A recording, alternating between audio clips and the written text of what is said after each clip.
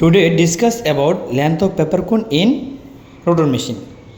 এই দেখতে পাচ্ছেন এটা হচ্ছে আপনার টপ ডায়া, এটা সাধারণত আপনার হয়ে থাকে 40 মিলিমিটার, আর এটা হচ্ছে আপনার বটম ডায়া। হ্যাঁ, এটার লেন্থ সাধারণত হয়ে থাকে 50 মিলিমিটার।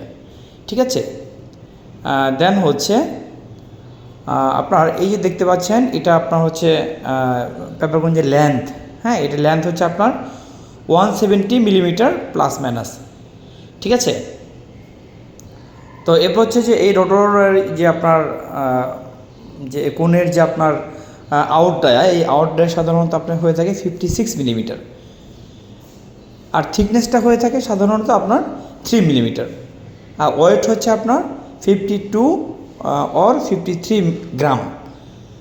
যদি আপনার এই মেজারমেন্টগুলো ঠিকভাবে না হয় সেক্ষেত্রে কিন্তু আপনার প্যাকেজ কী হবে যে ভেঙে যাবে, নষ্ট হবে। ঠিক আছে, আজকে এই পর্যন্তই।